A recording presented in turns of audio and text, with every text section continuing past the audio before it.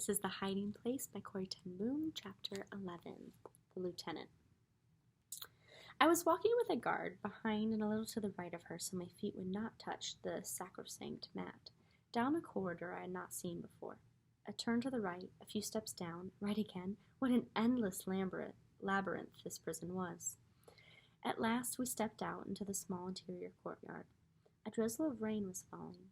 It was a chill, raw morning in late May. After 3 months in prison, I had been called for my first hearing. Barred windows stared from the tall buildings on 3 sides of the courtyard. Along the 4th was a high wall, and against this stood a row of small huts.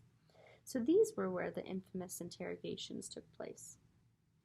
My breath came short and hard as I thought back to the reports I had passed on the night of Hitler's birthday. Lord Jesus, you were called to a hearing too. Show me what to do. Then I saw something. Whoever used the 4th of the huts had planted a row of tulips along the side.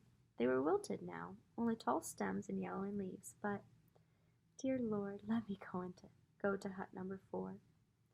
The guard had paused to unstrap a long military cape fastened to the shoulder of her uniform.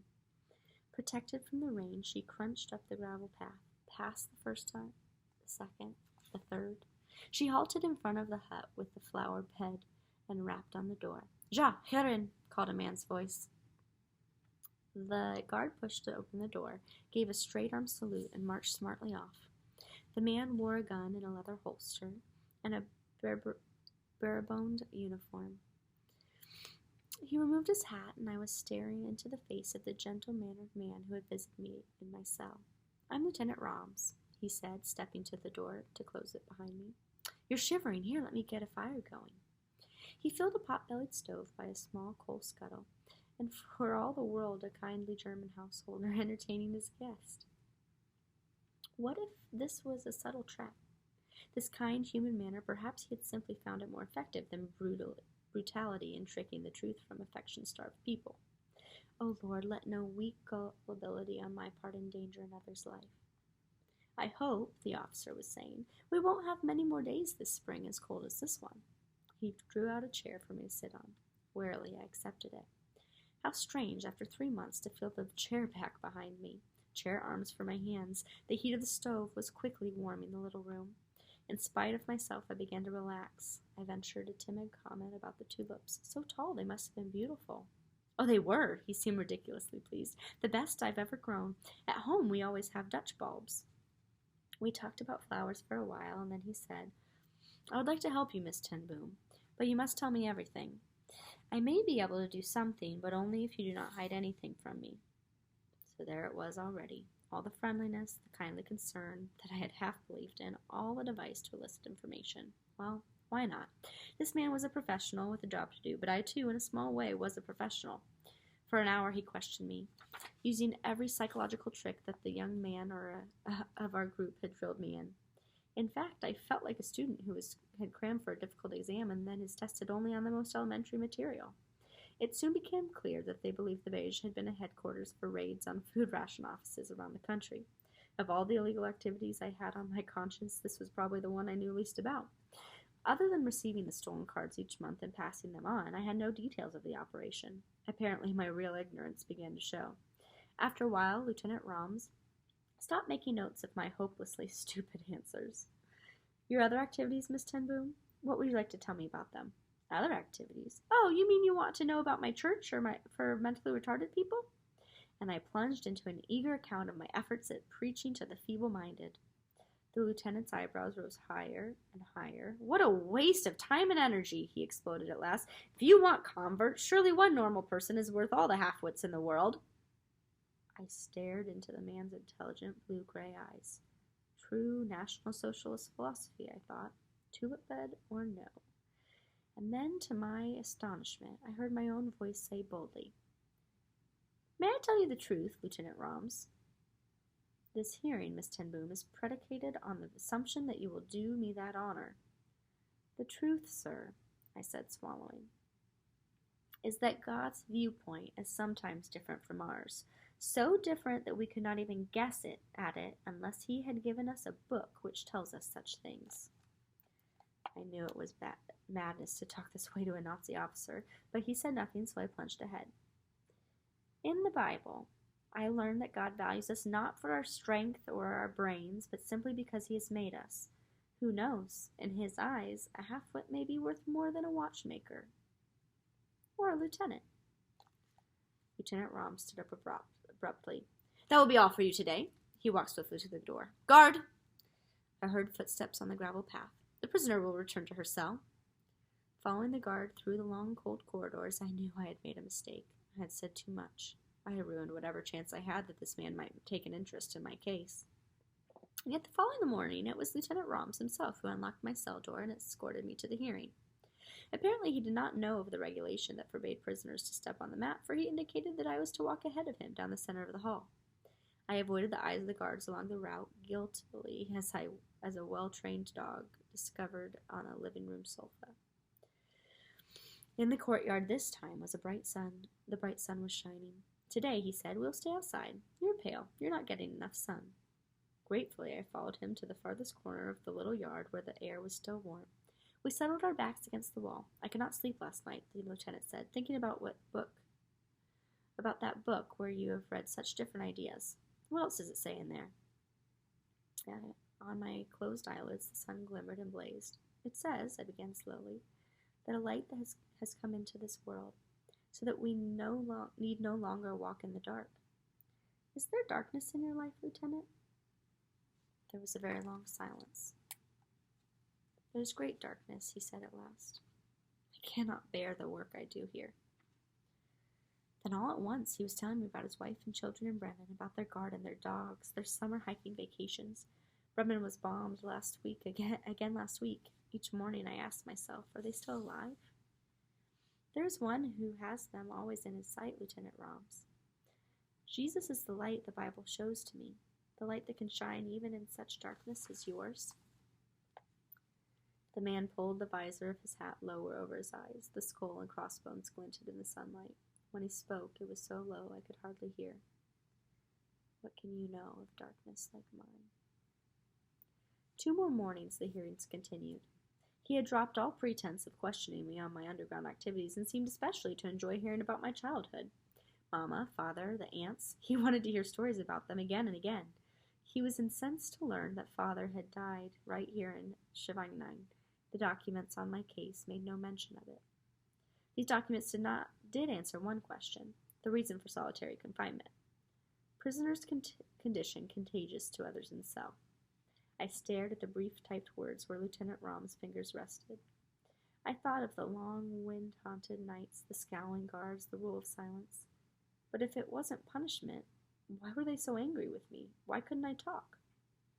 The lieutenant squared the edges of the papers in front of him. A prison is like any institution, Miss Ten Boom. Certain rules, certain ways of doing things. But I'm not contagious now. I've been better for weeks and weeks, and my own sister is so close. Lieutenant Roms, if only I could see Betsy. If I could just talk with her a few minutes. He lifted his eyes from the desk, and I saw anguish in them. Miss Ten Boom, it is possible that I appear to you a powerful person. I wear a uniform. I have a certain authority over those under me. But I am in prison, dear lady, from Haarlem. A prison stronger than this one. It was the 4th and final hearing, and we had come back into the small hut for the citing of the procès-verbal. He gathered up the completed transcript and went out with it, leaving me alone. I was sorry to say goodbye to this man who was struggling so earnestly for the truth. The hardest thing for him seemed to be that Christians should suffer. How can you believe in God now? He'd ask. What kind of a God would have let that old man die here in Stavanger? I got up from the chair and held my hands out to the squat little stove. I did not understand either why Father had died in such a place. I did not understand a great deal. And suddenly I was thinking of Father's own answer to hard questions. Some knowledge is too heavy. You cannot bear it. Your father will carry it until you're able. Yes, I would tell Lieutenant Roms about the train case. He always liked stories about Father. But when the lieutenant returned into the room, a guard from the woman's wing was with him. Prisoner Ten Boom has completed her hearings, he said, and will return to her cell. The young woman snapped to attention. As I stepped through the door, Lieutenant Roms leaned forward. Walk slowly, he said, in corridor F. Walk slowly? What did he mean? The guard strode down the long door-lined halls so swiftly I had to trot to keep up with her. Ahead of us, a prison trustee was unlocking the door to a cell. I trailed behind the guard as much as I dared, my heart thumping wildly. It would be Betsy's cell. I knew it.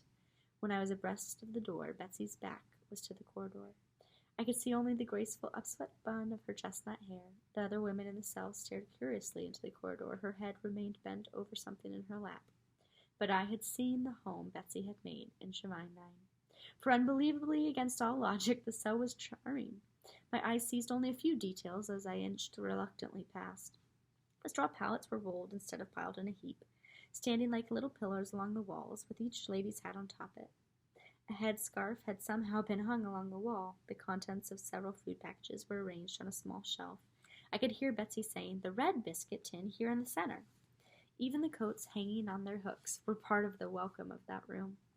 Each sleeve draped over the shoulder of the coat next to it like a row of dancing children. "Schneller! Aber schnell!" I jumped and hurried after my escort. It had been a glimpse only, 2 seconds at the most, but I walked through the corridors of Shivang 9 with Betsy's singing spirit at my side.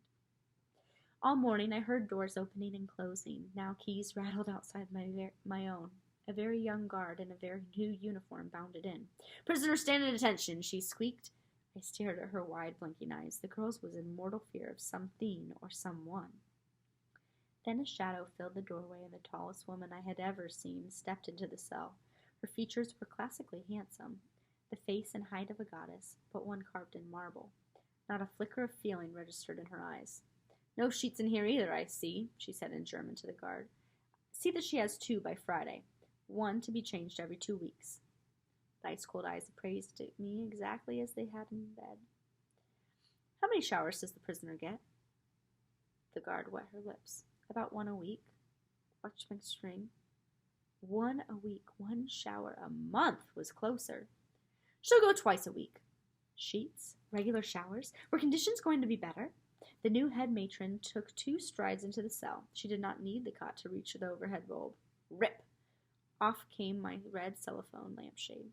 She pointed to a box of soda crackers that had come in the second package from Molly. "No boxes in the cells," cried the little guard in Dutch, as indignantly as though this had been a long-standing rule. Not knowing what else to do, I dumped the crackers onto the cot. As the matron's unspoken command, I emptied a bottle of vitamins and a sack of peppermint drops the same way. Unlike the former head matron, who shrieked and scolded endlessly at her rusted hinge voice, this woman worked in terrifying silence. With a gesture, she directed the guard to feel beneath my mattress. My heart wedged in my throat. My precious remaining gospel was hidden there. The guard knelt and ran her hands along the cot, but whether she was too nervous to do the job or whether there was a more mysterious explanation, she straightened up, empty-handed, and then they were gone. I stood gazing numbly at the jumble of food on my cot. I thought of this woman reaching Betsy's cell, reducing it again to 4 walls and a prison cot.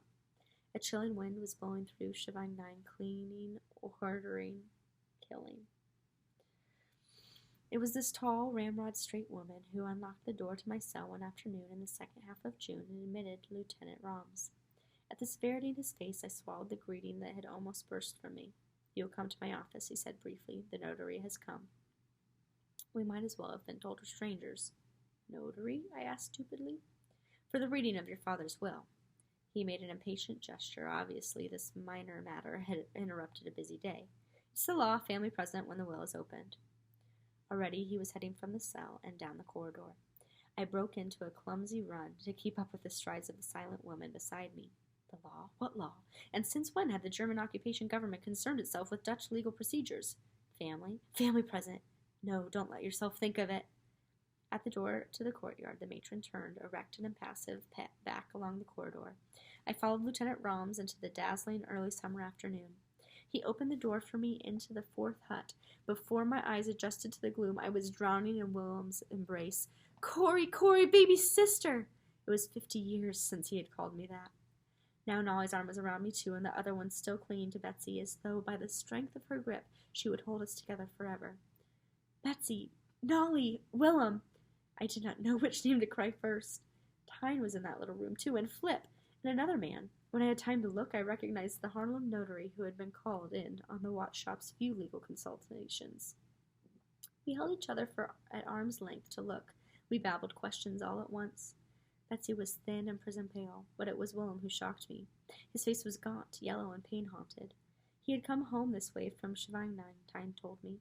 2 of the 8 men crowded into this tiny cell had died of jaundice while he was there. Willem, I could not bear to see him this way. I crooked my arm through his, standing close, so that I did not have to look at him, loving the sound of his deep, rolling voice. Willem did not seem aware of his own illness. His concern was all for Kik. This handsome blond son had been seized the month before while helping an American parachutist reach the North Sea. They believed he had been on one of the recent prison trains in Germany. As for father, they had learned a few more facts about his last days. He had apparently become ill in his cell and been taken by car to the municipal hospital in The Hague. There, no bed had been available. Father had died in a corridor, separated somehow from his records or any clue as to his identity. Hospital authorities had buried the unknown old man in the paupers' cemetery. The family believed they had located the particular grave. I glanced over at Lieutenant Roms. He was standing with his back to us as we talked, staring down at the cold, unlit stove. Swiftly I opened the package that Nala had pressed into my hand with the first embrace. It was what my leaping heart had told me. A Bible. The entire book in compact volume, tucked inside a small pouch with a string for wearing around the neck as we had once carried our identity cards. I dropped it quickly over my head and back and down the back of beneath my blouse. I couldn't even find words with which to thank her. The day before, in the shower line, I had given away my last remaining gospel. We don't know all the details, Willem was saying in a low voice to Betsy. Just that after a few days the soldiers were taken off guard duty at the Beige and the police station there instead. The 4th night he believed the chiefs had succeeded in assigning Rolf and another of our group to the same shift. They had found all the Jews well, though cramped and hungry, and seen them to a new hiding places. And now? I whispered back, they're all right now? Willem lowered his deep-sunk eyes to mine. He had never been good at concealing difficult truths. They're all right, Corrie. All except Mary. Old Mary Ateli, he said, had been arrested one day walking down a city street. Where she'd been going and why she had exposed herself this way in broad daylight nobody knew. The time is up. Lieutenant Roms left his perusal of the stove and nodded to the notary. Proceed with the reading of the will. It was a brief, informal document. The Beige was to be home for Betsy and me as long as we wanted it. Should there ever be any money realized from the sale of house or watch shop, he knew we would recall his equal love for us all. He committed us with joy to the constant care of God. In the silence which followed, we all suddenly bowed our heads. Lord Jesus, Willem said, we praise you for these moments together under the protection of this good man. How can we thank him? We have no power to do him any service, Lord. Allow us to share this inheritance from our Father with him as well. Take him too and his family into your constant care. Outside, a guard's footsteps sounded on the crunchy gravel walk. And that's the end of chapter 11. You'll have to come back.